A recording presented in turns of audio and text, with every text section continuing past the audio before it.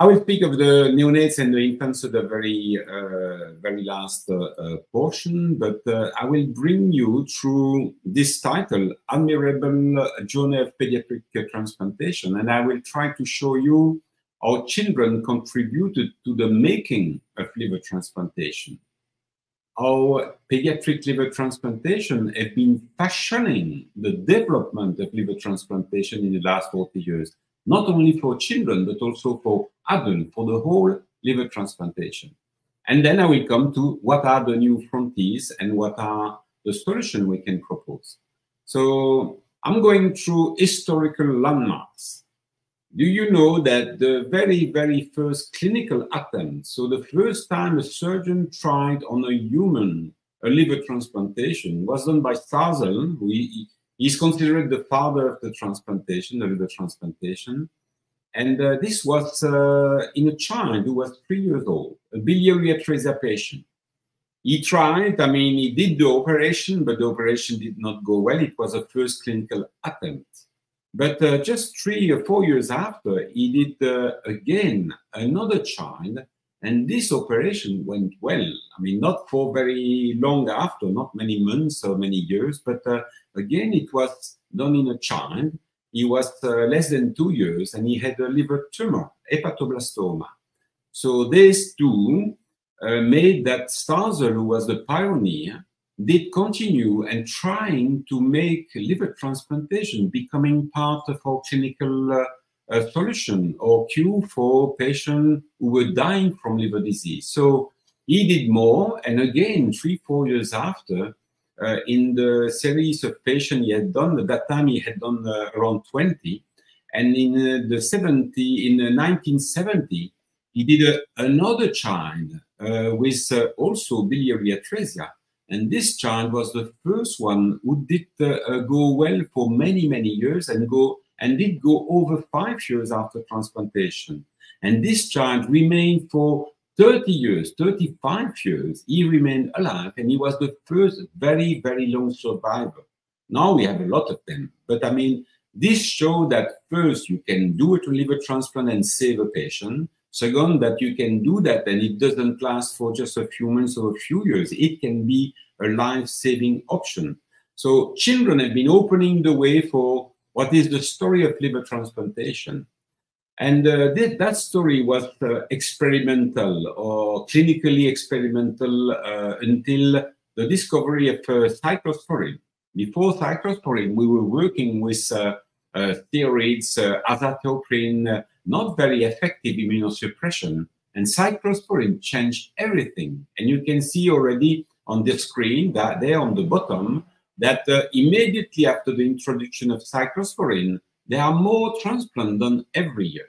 And then because of the success of cyclosporine to prevent rejection and to improve the results, in America, the Consensus Development Conference statement ended by deciding in '83 that this is now a clinical cure, not anymore a clinical experimentation, and that made transplantation being offered in many centers that were not doing transplant before. It just went through the whole world and was developing rapidly. You see how many centers and how many transplants were rapidly developing within 10, 12 years. And in '95, was reached something that was like a plateau, and we're still working on the plateau. This plateau is not a surgical limit. The limit is the number of liver we can get from donors.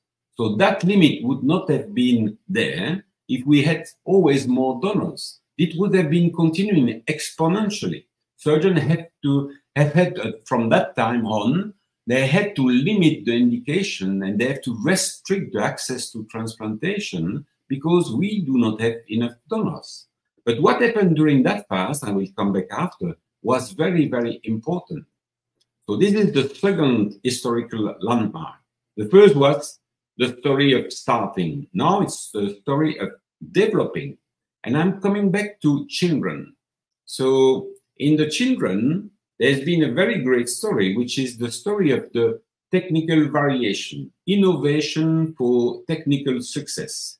And I have to introduce this part of my talk with these two slides. In children, we are confronted with a very bad problem. The frequency of the liver disease, according to age of presentation, makes that our indications for liver transplantation are mostly concentrated in the first 2 or 3 years of the life of a child. Most of them, for example, biliary atresia, are diseases that start during the first months or the first year of their life. And then the incidence of disease that is bringing children to a transplant is decreasing with time. That's a good thing. The bad thing for the surgeon is that most of the demand for liver transplantation is in very small children, from 3 to 20 kilo. And after, you have less demand. So that creates another problem, and we come to that. So this is another way to present this asymmetry. You see on the pink side, the cholestatic disease, which is mostly biliary atresia. They represent half the cases, and they are nearly all neonates, infants, very young children. And other indication we found in the other half of the patient are metabolic disease. The very aggressive metabolic disease will express very early after the child is born. So you see, we are concentrating patient in the pediatric transplantation. We are concentrating our patient in the very early years of their life. And then we come to a problem, is that liver transplantation means you take the liver from a donor and you transplant into a recipient. If most of your donors are big donors, adult donors, and you are dealing with small children, you have a problem. You see, in the hands of the surgeon who is holding the liver from an adult patient, which is probably something between 1.5 to 2 kilo, there is really no way that you can put that in the abdomen of an infant who is 6 or 8 or 10 kilo. You already have all the child, so you know that this liver is nearly the weight of a newborn. You cannot put that in the abdomen of a newborn. This is the summary. This is quite easy to understand. The liver may be bigger than the abdomen of the child. So the first solution we had in 84, you see, we started very early. The program of the liver transplantation in children was just starting in the whole world, and we had that conflict. So the first solution was to say, oh, okay, I don't transplant the whole liver, I just take a part. And that was called the reduced liver graft. It means that we were resecting, removing the big part, which is the right part of the liver. You see where is the cross, that's the right liver, and we're using only the left part. This is the reduced liver graft. You see an example, we are cutting in the middle of the liver. This is the right part with the cross. This is the left part, and you see we've been caring very much for preparing the cut surface. There are a lot of knots to just avoid bleeding, and there we are in the middle of the liver, and we will cut the liver in 2 parts. This is the small part. You can see that it is not that small. We can do better nowadays. And this is the big part. So we remove that part and we go further. In between 84 and 90, on the basis of the reduction of the liver, surgeons have been inventing nearly everything they could. And since 1990, we've been working with that. I mean, there is most of our development have been done during these 6 years. After the reduction of the liver, which is this process, you can see this liver is big, we can cut this part or even more. And the more we go to the left, the smaller is the part we have. I represent the liver, as we know as surgeon, the liver is composed of 8 pieces. They are grouped by 2. 2 there, 2 here, you don't see the second one, 2 there, 2 there. We can remove one part, we can remove a second part, we can remove even the third part, and the more you resect, the more the liver graft will be small and can fit in the abdomen of the child. And then came rapidly the next step. A few years after, people said, but I mean, this is a good liver on the right side, and this finish in the lab or for studies or for just, it is not used. Why don't we use that part? And that brings the concept of the split liver, where both parts are prepared in a way they can be transplanted into two patients. And for example, the second patient who received the big part, which is the right liver, can be an adult, but also can be a bigger child, an adolescent, a teenager. And the small part will go to a small child. This is a couple of transplanted patients in Brussels by Professor Otta and myself. I was there at that time. The small part went into the small child, the big part went into the bigger one. So 88, I mean, that's a long, long time ago, the split was invented. And then there was the next step. If you can divide the liver and having the right part functioning and the left part functioning, so why not to take a living donor, the father or the mother, and you take the left part, you keep the right part in the donor because he needs to survive, and then you take the small part and you transplant the child, the son or the daughter of that father or that mother. And you see here on the left side, the operation. The right part, which is there, is the part that will stay in the father or the mother, and the left part, which is there, will go in the child. And again, you see, this is what I call the small part, but it is still relatively big. So you can transplant easily patients who are 8, 10, 12 kilos, but it's not always easy to go smaller. So coming back to this great heroic period, 84 to 1990, everything has been nearly invented from a surgical point of view, which is the reduced graft, the split, the living donor, and then after the inside to split, meaning that you divide the liver from a deceased donor inside his abdomen before you explant the organs. That's just the next step because it has some advantages. What I want to show with that slide is that this is a great story of children. All of that, any of these steps have been motivated by the need for transplanting children. There was no need of anything of that to transplant adults. This had been happening 40 years ago, 30 to 40 years ago, only because some centers were trying to transplant and save children. Without that, there would be none of this. Now, to be correct, I must say that we are living in the last 5-10 years a great new heroic period where there are a lot of new techniques and modifications that are brought mostly by the adult in the field. So now they have their time, but children had their time 40 years ago. Are we there yet? Yet, yes and no. So there are some last frontiers. So I will go through. The first, and you will see this is very similar to what you have heard in the last two previous lecture. We have a problem, a double problem. First, we lose a lot of organs in the first 6 months or in the first year. And then there is a trend for going slowly down with time. Fortunately, in the small children, the smaller the child is, the smaller is the slope. So if you transplant children who are less than 2 years, this line is nearly flat, which is not for the children who are 12. Then the line is like in adults, slowly down. But the problem of this decrease with time is mostly a medical problem. It's a problem of chronic rejection. It's a problem of immunosuppression. It's not a surgical problem. I am a surgeon, so I will continue speaking about surgery. You see that in the first year, which is this part, we have an important drop, which is 10 to 15%.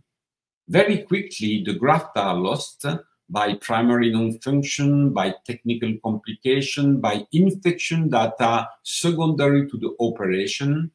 And this is a technical problem. This is a problem that surgeons should be in the future control better. The second part of the slope, which is that one of the long term, is probably more in the hands of the doctors, the pediatricians. But surgeons must work on that, and it is possible. Now, saying that, there is also a part of this decrease, rapid decrease, which is caused by the child is in a very poor condition at the time of transplant, and he has a lot of complication due to that. And I would say, again, this is in the hand of surgeon, because if the child is coming too late to transplant, it means he has been waiting too long on the list. He was not allocated a graft in time.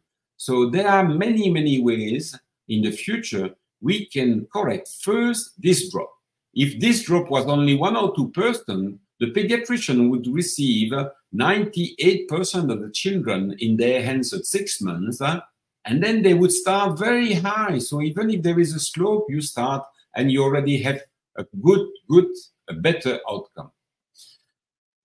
The second problem is that I spoke about the drop and the slope, but you see that one group is really targeted. This is the blue line, which is the lowest. It's 5% lower than this other line. And if you look there, these are the children less than 1 year. And the children less than 1 year do worse than anybody else. Why? Because they are small, because we don't have many livers to offer them, because their abdomen is so small that we have to refuse a lot of offers, but also because they are prone to do badly. On the left side, you see the waiting list mortality, and you see that the group which is the highest, above 10% of death before the transplant, are the small one, age 0 to 6 months. The children who are 6 months to 1 year are also not doing so great. There are 6% of them dying before the transplant. And only the children who are above 2, they have the time, because they are doing better. They have the time to wait, and there is nearly no patient death before transplantation in these children. What is the cause of this drop? Mostly because they are just in bad condition. They have a very aggressive liver disease, and they deteriorate very quickly. And you can see on this slide, I will summarize for you, you don't have to read all of that, but mostly they just are arriving on the waiting list, and they have to wait for a transplant in very bad condition. They need parenteral nutrition support, they have ascites, they have a reason to be in the hospital. They cannot be waiting the liver at home, they need to be in hospital, which is not good. This is an example to show how bad can be the poor condition. This is the graft survival comparing the children who are waiting at home in red. You see, this is the curve you see, 80% after 1-2 years, and then going down. But if you are in the hospital in very poor condition, like you are bleeding or you're infected, or your survival is already 20% less. So this is a big problem. So the greatest challenge is infants. What are our solutions? This is a list of the solutions. I did not invent them, because already since 10 years, many authors have been proposing that first we try to transplant them quickly, early. We should give them a priority. We should use living donor, because a living donor you can quickly prepare, and you can do rapidly a transplant. You should use RBO incompatible, because the young children, the infants, they don't have any blood group. You can transplant any blood group. They tolerate very easily. And then we come to a surgical solution. Just make the graft smaller, like we did 40 years ago. Just go smaller and smaller. Early transplant priority. This is, again, the slide I showed you. Many of the children who are very small are doing not so good before transplant. It is even worse when they are urgent. That's why I'm repeating myself. MEL20 means the child is not doing well. You see, in that group of very small children, less than 6 months, if they are doing very badly, their mortality rate before transplantation is going up to 20. I give you an example of what can be done. Eurotransplant created in 2015 a new allocation rule. I spare you the text of this. You can see, you can just memorize. They gave to the very small children a high priority. What happened that immediately, within 2-3 years, the waiting list mortality dropped from nearly 7% to nearly 2%. That was a great achievement, except that during that time, the number of deceased donors that were used was not going up. So the rule did not have any effect on the decreased mortality. You can see that the number of deceased donors that was used dropped significantly. What happened is that surgeon, before the rule was created, already picked the problem, and they said, we need more organs, we need more donors, so let's go for living donors. And during that period, the living donation was increased significantly. So that was an important step, and I use that as an introduction for the living donor. Why is the living donor so useful for the very, very small children? These are the transplant rate of children who have been transplanted with a living donor. Lower, you have the deceased donor liver transplant, and then you have the rate of deceased patient on the list. The difference is that you see that within a month, a single month, 50% of the patients who were having a living donor available were already transplanted, while only 10–12% of the patients who had a deceased donor already were transplanted. If you go at 3 months, it gets a little bit better for the deceased donor, but not that much. At that point, the living donor already have achieved 80% of the transplant. And the living donor reached 100% of the number of transplanted patients within a year, when it takes nearly 2 years for the deceased donor. So the living donor is an option for getting small children transplanted quickly. And you understood from my slides before that you need to be quickly offering a liver and a transplant to these patients. In Italy, what happened is that things have been changing recently. Italy has been the champion of the split from deceased donor. They've been working very, very well, and they were nearly not having any need for living donor because they had plenty of livers for small children. But things have been changing slowly. And in the recent years, we've seen that the number of living donations for pediatric transplant have been increasing. At the same time, the split were not rising. There was more demand, but the split could not do it. It was slowly going down. But in the same time, the mortality on the list went from 4.5 to 2.5. And then at that time, when living donation increased, only 1.5. So it's a very good way to transplant patient in time. And then hyper-reduced graft. I showed you in the first part of my presentation that we can reduce the liver. So this is a big liver, and we take only the left part, and you see it's quite big. It can go in a child which is 15 to 30 kilo easily. You can make it smaller, so it just go into my hand, and this can go in a child which is 7 to 12 kilo easily. But if you are dealing with a child which is 3, 4, 5, 6 kilo, this is not too easy to do. So you can go smaller. This is the same end. So you see, you can cut this liver even smaller. This is a big liver from an adult, but you cut, this is it. You cut first, you take only that part.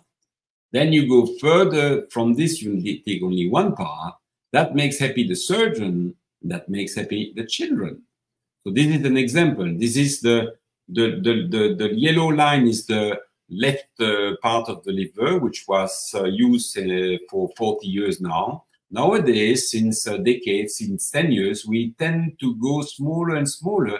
And these are the smaller pieces we can create. You see, it's nearly, it looks 3 times, but in fact, it is in weight 2 times less than the left liver. You can see that we can make it smaller, not only in length, but also in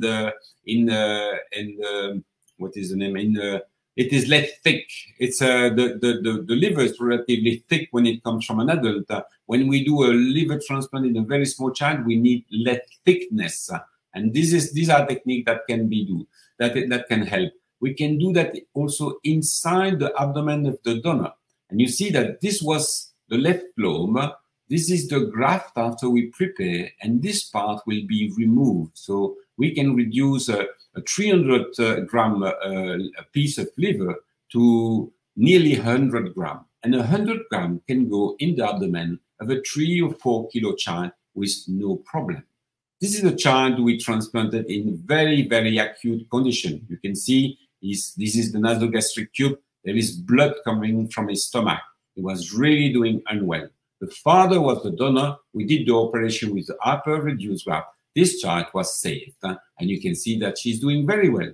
This is another one who was really in a bad position because she had cardiac decompensation and she was under oxygen support and so on.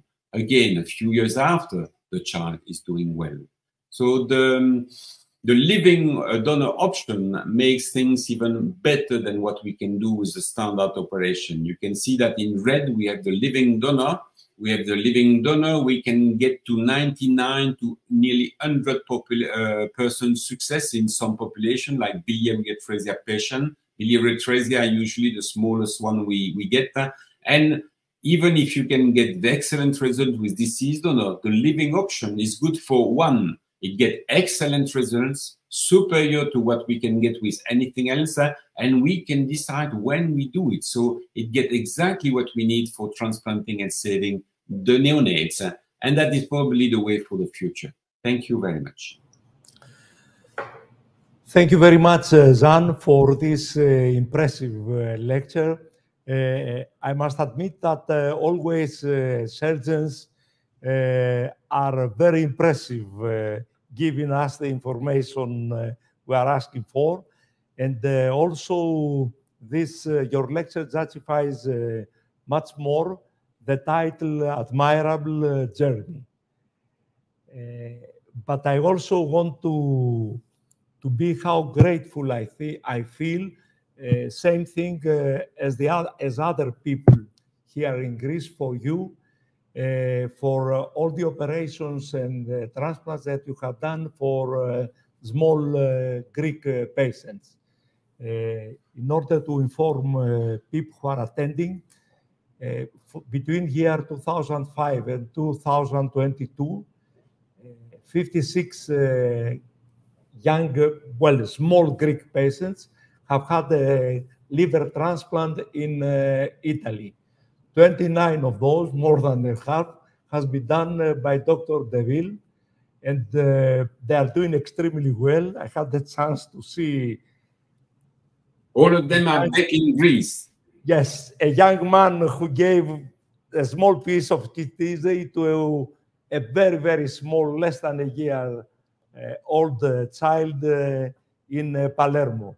Thank you very much. It's a great service that you are offering to the small Greek patients, and we look forward to your support at some stage to be able to do the same thing here in Athens. Thank you. May I ask you a question? It's about something that, if I'm right, happens in Italy. In the case of pediatric kidney transplantation, you usually ask the father first to donate and not the mother. In most of the countries, it is the opposite. Is it right, what I'm saying, or not? No. We leave the choice to the family, and then if there is one candidate, we study the candidate. If they are both candidates, we just choose who is the best for the anatomical reasons. So we give to the parents the option. But it may be that when you come from Greece and you don't have familial support around the hospital, and if you operate on the donor, which is one of the parents, and the other one must stay with the child, because in Italy, one of the parents must stay always with the child. So when you have a family with a father and a mother, there is one who will be operated and the other one who will care for the child.